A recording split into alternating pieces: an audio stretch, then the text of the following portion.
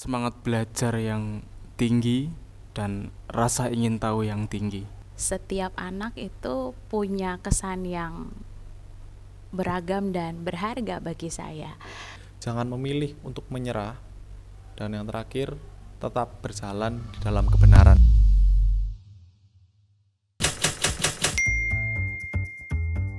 Emrol, pertanyaan pertama, apa momen paling berkesan yang pernah kamu alami bersama gurumu dan mengapa momen itu begitu spesial untukmu? Kalau saya pribadi mungkin lebih ada dua ya, yaitu waktu kelas 11 ada kegiatan retreat dan ada kegiatan studi tour, semacam studi tour. Itu menurut saya berkesan karena di situ saya rasa murid-murid juga guru-guru itu bisa berinteraksi dengan lebih luas, dengan kaitannya bukan dengan guru dan murid, namun seperti orang-orang biasa, sehingga percakapannya juga percakapan yang non formal, juga asik-asik saja. Begitu juga kalau yang pas di studi tour ini selain asik juga percakapannya, karena di studi tour itu kegiatannya juga asik, karena pas di kegiatannya itu saya bersama rombongan teman-teman saya dan juga beberapa guru itu sedang jalan-jalan. Jadi sambil jalan-jalan sambil kita itu ngobrol-ngobrol ya tentang kehidupan sehari-hari kita. Jadi menurutku pengalaman yang paling berkesan itu pas cerita-cerita bareng guru. Jadi di situ wah terbuka banget kita. Aku cerita, aku sharing-sharing pengalaman-pengalamanku dan gurunya juga meresponnya dengan baik banget. Terus ngasih saran-saran juga untuk aku ke depannya. Jadi menurutku itu seru banget sih. Curhat bareng guru sih, soalnya dimana itu kalau curhat-curhat itu kan bisa lebih terbuka lagi, apalagi kalau misalnya kebetulan saya deket sama guru musik selama SMP, juga curhat-curhat dan lain sebagainya. Di SMA juga bertemu dengan guru-guru baru yang pastinya sangat menyenangkan sekali. Ya, jadi ada salah satu momen spesial pada saat itu saya ada kegiatan di salah satu tempat dan sampai malam, hampir kurang lebih setengah 10 malam. Oleh salah satu bapak guru saya ditanyai kondisi saya dan juga bahkan ketika pulang masih ditungguin sampai benar-benar saya sampai rumah dan ditanyakan keberadaan saya. Bahkan waktu itu saya juga dipesankan oleh bapak guru tersebut salah satu transportasi online. Momen berkesan menurut saya yaitu saat KGB, yang dimana KGB ini memberikan waktu untuk para siswa dan para guru saling bertukar cerita yang membuat rasa kekeluargaan di dalam kelas tuh semakin terasa. Kalau dari saya sih ngobrol bareng guru, terutama kayak ngobrolnya tuh santai gitu, jadi kayak kita bisa lebih open sama mereka. Ya, jadi kayak pas yang habis selesai tugas itu mungkin kayak kita bisa ngobrol, ketawa bareng gitu. Kayak apa kabar Bu? Apa kabar Pak? Kayak gitu.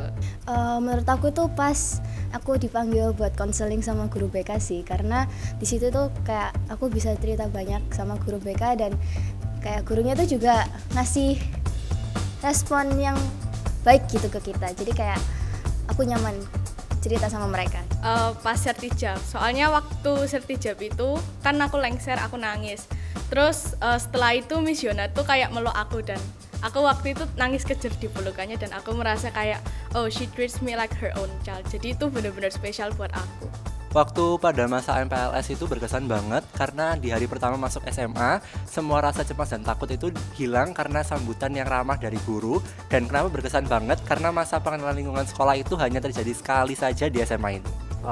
Jadi momen yang menurutku berkesan itu ketemu guru di luar jam sekolah dan di luar sekolah. Karena yang benar-benar ketemu secara random itu karena aku bisa ngeliat benar-benar wujud asli guru, jadi diri guru yang sebenarnya. Jadi bisa waktu itu juga cerita have fun di luar sekolah gitu, jadi itu berkesan untukku. Mungkin karena classmate kelas, kita tuh bisa kayak spend time bareng sama guru kita di luar jam sekolah dan bener-bener bisa kayak having fun bareng-bareng, makan bareng-bareng. Terus yang bikin ini lebih berkesan adalah kita juga bisa ngasih sebuah hadiah buat wali kelas maupun mentor kita sebagai tanda terima kasih satu kelas, karena wali kelas dan juga mentor itu bisa ngebawa kelas itu dari awal tahun pelajaran hingga akhir itu dengan baik gitu. Yang kedua, jika kamu bisa memberikan satu hadiah unik untuk gurumu, apa yang akan kamu berikan dan apa alasannya? Mak yang berisi foto dan pesan-pesan dari para siswa untuk menjadi kenangan ke depannya. Foto kelas yang dijadikan gantungan kunci. hadiah ini menurut saya bakal menjadi satu kenangan yang indah karena memori-memori di masa lampau itu bisa dikenang dengan hal-hal yang sederhana, hanya dengan sebatas gantungan kunci yang berisikan foto kelas. Jadi hanya dengan melihat gantungan kunci tersebut kita bisa mengenang kembali masa-masa yang telah lalu. Kalau aku pribadi aku lebih suka ngasih mereka handmade atau DIY sendiri gitu, karena menurutku effort itu lebih berharga daripada kita ngasih mereka barang-barang mewah. Oke, jadi yang pasti aku mau kasih hadiah itu bukan tentang harganya, tapi tentang effortnya. Jadi aku mau ngumpulin murid-murid yang pernah diajar sama guru tersebut, terus kita bikin satu buku kenangan, kita tempel foto-foto kita bersama, terus kita kasih tanda tangan bareng, kita kasih ucapan terima kasih bareng gitu. Bingkai foto yang dalamnya tuh ada kolase foto dari siswa maupun guru. Even itu kelihatan simpel, tapi menurut aku itu berkesan banget karena foto itu sendiri bisa ngebawa seseorang untuk nostalgia maupun mengenang lagi memori-memori tersebut secara personal. Ya tentunya mungkin adalah sebuah hadiah yang bagi saya itu bisa dikenang oleh Bapak Ibu guru tersebut dan bahkan juga bisa dikenang oleh saya. Dan mungkin contoh-contohnya adalah foto bersama yang mungkin difigurakan, yang mungkin bisa saja diletakkan di meja kerja Bapak Ibu guru tersebut, seperti itu. Field trip ke Bali, including banana boat, snorkeling, jet ski, sama fishing boat.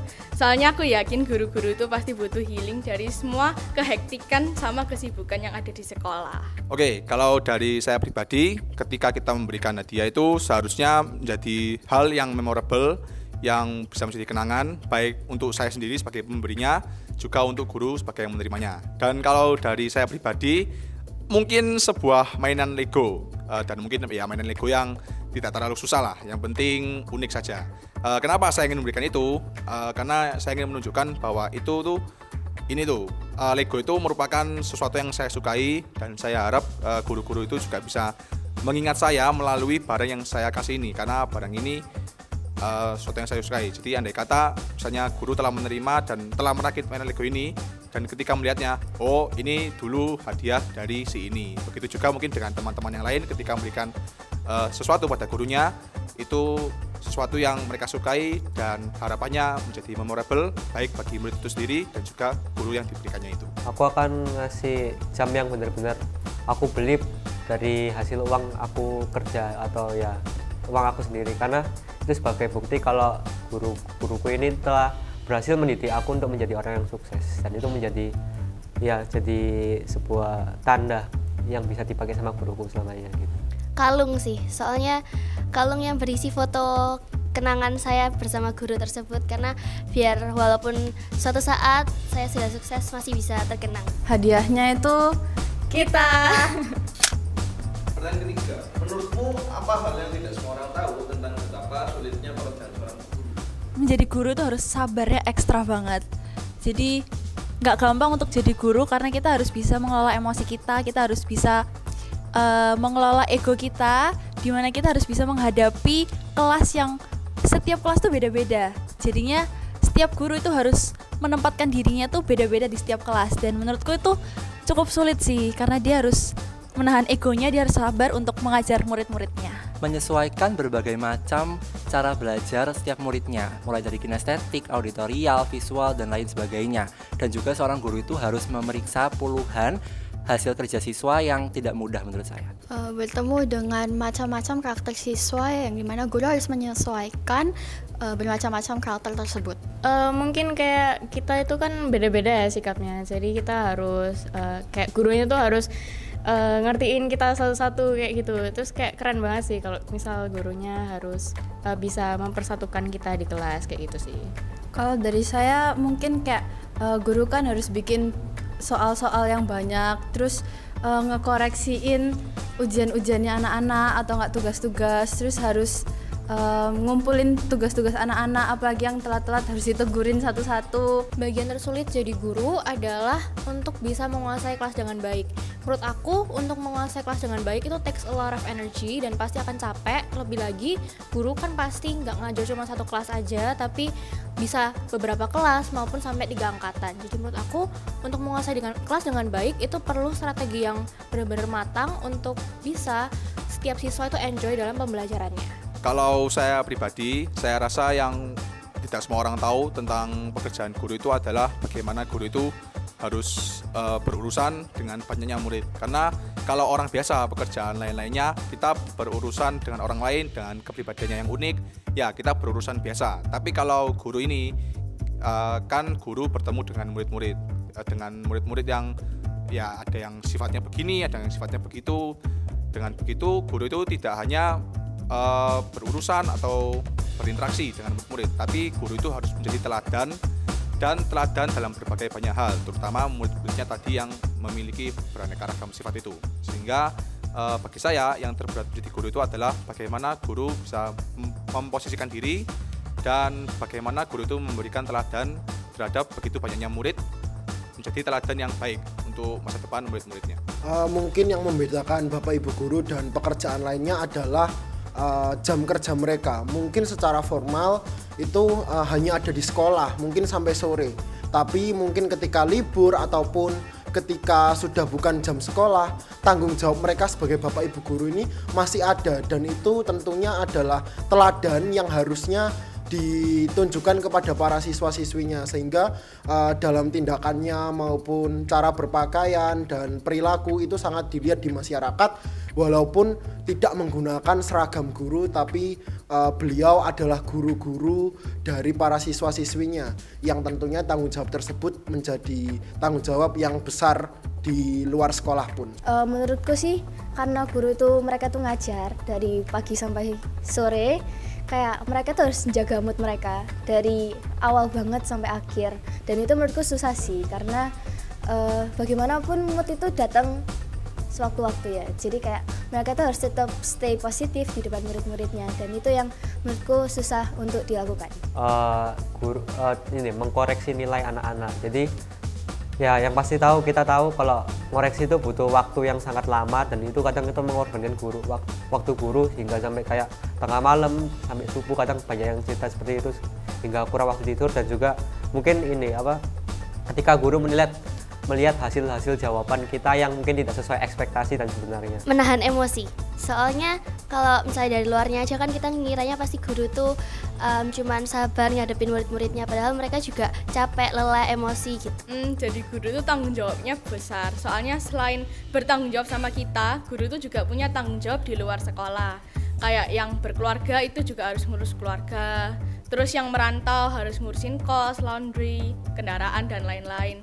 Terus ada juga guru-guru yang nyambi S2. Nah itu kan habis ngajar mereka juga harus belajar lagi. Nah menurutku itu yang susah sih. Apalagi mereka di sini tanggung jawabnya nggak cuma ngajari kita, tapi juga ngedidik kita. Belum lagi mereka menghadapi murid-murid yang bandel, apalagi yang suka escape. Pertanyaan terakhir, jika kamu bisa menjadi seorang guru untuk sehari, pelajaran apa yang akan kamu ajarkan dan bagaimana caramu mengajarkannya? Aku mau jadi guru BK, dan aku mau ngasih kuis-kuis ataupun pelajaran yang interaktif sama murid-muridnya supaya nggak bosenin. Oke, yang pasti kalau kepikiran sekarang sih Mandarin ya. Jadi mungkin banyak orang yang ngira Mandarin tuh sulit, Mandarin tuh kayak nggak asik. Tapi for me Mandarin tuh seru banget karena di balik hance-hancenya itu ada sesuatu yang bisa kita pelajari. Jadi setiap hance itu ada latar belakangnya masing-masing, kenapa hance tersebut bisa terbentuk seperti itu. Dan untuk pengajarannya sih nanti aku mau ngajarin bahwa kalau belajar Mandarin itu bukan cuma tentang hafalan tentang hancenya, hafalan tentang pinginnya, tapi mereka juga harus ngerti kenapa hance tersebut itu bisa jadi seperti itu, karena di balik hance itu ada banyak sekali filosofinya. Aku akan mau mengajarkan musik dengan cara pertama akan memberikan atau mengajari dasar musik secara overall dulu, seperti teori dalam ketukan, dinamika, lalu not, seperti itu. Saya akan mengajarkan pelajaran pendidikan Pancasila, di mana saya akan berfokus untuk meningkatkan dan menumbuhkan rasa nasionalisme dari para siswa dengan cara ataupun metode-metode pembelajaran yang menarik tentunya, sehingga tidak membuat siswa itu bosan. Jadi saya berharap para siswa itu bisa menumbuhkan rasa nasionalismenya dengan bukan hanya kepada buku, tapi metode-metode pembelajaran yang menarik dan bervariasi. Pelajaran seni musik, soalnya pelajaran seni musik itu nggak ada di sekolah ini. Terus menurutku seni musik itu pelajarannya cukup asik, jadi dia beda sama pelajaran lain. Nah cara ngajarinya gimana? Sederhana, mulai dari teori musik yang basic-basic dulu aja, kayak time signature, terus genre musik, terus abis gitu nanti lanjutnya kita bedah lagunya bisa pakai lagu sekuler kayak gitu. Oke, kebetulan cita-cita saya itu waktu besar juga ingin menjadi guru, amin. Saya ingin mengajarkan bahasa Inggris karena saya juga besar nanti cita-citanya sebagai guru bahasa Inggris. Mengapa saya ingin mengajarkan bahasa Inggris? Karena selain itu merupakan pelajaran kesukaan saya rasa bahasa Inggris itu merupakan suatu hal yang penting baik di masa sekarang maupun di masa mendatang nanti, apalagi masa mendatang. Itu penting dan dibutuhkan agar kita dalam pekerjaan semakin mendapatkan interaksi, semakin mendapatkan koneksi yang lebih luas, dan kita juga memahami tentang interaksi kita dengan interaksi dunia luar. Kita mau jadi guru dance. Perkenalkan, saya Bu Filia. Perkenalkan, nama saya Bu Fei. Kami guru dance. Ting ting ting ting ting ting. Seni rupa, karena seni itu menurut saya bisa mengekspresikan ekspresi atau emosi kita dalam hati kita yang tidak bisa diekspresikan melalui kata-kata. Dan juga seni bisa menghasilkan sebuah karya yang memiliki sesuatu yang otentik dan khas dari diri kita sendiri, dan karya itu bisa menjadi sebuah kenangan. Matematika, pakai cara mungkin bermain game gitu ya, biar lebih membawa suasana kelas juga, biar lebih seru-seruan bareng juga bersama murid, sekalian juga mungkin bonding gitu sama murid-murid. Mandarin sih, gimana sih cara aku ngajarin Mandarin ini? Aku tuh lebih mau mengutamakan esensi siswa itu bisa memahami dan juga bisa secara luasa untuk bisa menggunakan bahasa Mandarin ini tuh secara sehari-hari. Mungkin sesimpel dengan kayak ngasih salam ke teman ataupun cuman ngasih tanda terima kasih ke teman, itu udah bisa menjadi implementasi yang bagus yang aku pengen terapin di dalam bahasa Mandarin yang bakal aku ajarin nantinya. Pertanyaan utama Bu, apa hal paling mengejutkan atau tidak terduga yang pernah Ibu pelajari dari murid Ibu selama mengajar? Ketika Ibu menemukan bahwa ada siswa yang keadaannya bisa dibilang jauh lebih tidak seberuntung Ibu, tapi dia masih bisa mengejar cita-cita, dia masih mau berusaha untuk meneruskan hidupnya dan bisa jadi orang yang berhasil. Oke, hal yang pernah saya alami ketika anak-anak bisa menerangkan di luar ekspektasi saya. Hal yang mengejutkan ya, akhir-akhir ini saya diberkati dengan para siswa yang mau dengan rela untuk berkontribusi lebih dari biasanya di luar kemampuan akademis mereka. Mereka mau mempersembahkan keterampilan-keterampilan yang lain, skill-skill yang lain mereka untuk sekolah ini. Hal yang paling mengejutkan dari murid saya adalah semangat belajar yang tinggi dan rasa ingin tahu yang tinggi. Hal yang mengejutkan adalah ketika sebagai seorang guru kita bisa belajar banyak hal dari siswa, dan siswa itu juga melebihi ekspektasi kita. Dari saya pribadi, ya meskipun saya guru baru di SMA Kristen Petra 5 ya, saya terkejut kalau siswa itu masih memiliki semangat yang tinggi dalam belajar. Ya meskipun mereka dalam kegiatan yang lain, meskipun ada kegiatan yang lain seperti kegiatan eksternal atau kegiatan internal di sekolah, mereka tetap memiliki semangat juang yang tinggi, sehingga dari saya pribadi sangat termotivasi untuk meningkatkan daya juang belajar saya dan juga mengajar saya untuk mengajar mereka, tentunya mengajar dalam kebenaran. Dan kedua berarti Bu Diti, bagaimana Ibu tetap termotivasi untuk mengajar terutama di saat-saat sulit? Satu, pasti lihat kenapa Bunia memilih buat jadi guru, yaitu buat bantu anak-anak yang akan Bunia ajar supaya mereka bisa mencapai masa depan yang mereka inginkan. Sepintar apapun siswa, selalu mencari gurunya untuk memantapkan konsepnya. Yang memotivasi saya tentu saja ada semacam kesadaran penuh dan rasa kasih saya, bisa dibilang cinta saya untuk tetap mengabdikan diri bagi peradaban, bagi bangsa, bagi pekerjaan Tuhan, lewat salah satunya mencerdaskan anak-anak Tuhan di sekolah Petra. Selalu fokus pada tujuan utama untuk menjadi seorang pendidik yang baik dan berguna bagi bangsa, khususnya di dunia pendidikan. Ya, yang pertama tentu motivasi saya menjadi seorang guru itu bukan karena uang, bukan karena ingin memperoleh kekayaan. Kalau tujuan utama atau motivasi kita menjadi seorang guru itu adalah kekayaan, itu tidak akan didapatkan, ya. Karena kalau mau mencari kekayaan adalah profesi yang lainnya. Tetapi bagaimana kita sebagai manusia bisa bermanfaat untuk orang lain. Nah, salah satunya memberikan pendidikan bagi para siswa. Ya, saya sebagai guru tentunya termotivasi. Yang pertama adalah motivasi dari para siswa. Secara tidak langsung mereka memiliki semangat belajar yang tinggi, haus akan pengetahuan, hingga hal tersebut membuat saya pribadi menjadi guru ya tentunya tidak mau kalah untuk memiliki semangat yang lebih tinggi lagi. Dan tentunya walaupun saya dalam keadaan sesulit apapun, saya memiliki pegangan yang dimana tetap mengandalkan Tuhan, karena dari Tuhan itu sendiri merupakan sumber kekuatan bagi diri saya. Jika ibu dapat memberikan satu pesan abadi buat semua murid ibu, apa yang ibu ingin sampaikan? That's life, bro. Apa yang kamu inginkan belum tentu terjadi. Temukan diri Anda, gali lebih lagi keterampilan-keterampilan lain, control yourself, don't be rushed, ya, take your time, istirahatkan otak Anda, diri Anda, lepaskan apa yang tidak ada di dalam kendalian. Pesan buat murid-muridku semua, kalau kalian ingin sukses, lakukanlah hal-hal yang tidak kamu sukai. Semoga kalian menjadi manusia yang berintegritas, takut akan Tuhan, dan apa yang kalian cita-citakan dapat tercapai.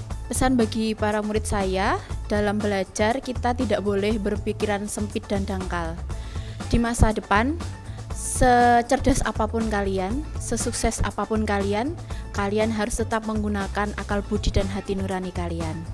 Ya, bagi saya pribadi, kalian meninggalkan satu kesan yang sangat dalam bagi kami Bapak Ibu Guru, yang dimana kalian rela untuk keluar dari zona nyaman, walaupun di luar zona nyaman itu kalian merasa gagal atau mengalami kegagalan, dan dari kegagalan itu kalian masih terus berkembang, masih terus belajar, masih mau untuk mengembangkan talenta yang kalian miliki, dan itu merupakan motivasi bagi kami Bapak Ibu Guru, di mana kami juga ingin terus berkembang lagi, ingin keluar dari zona nyaman.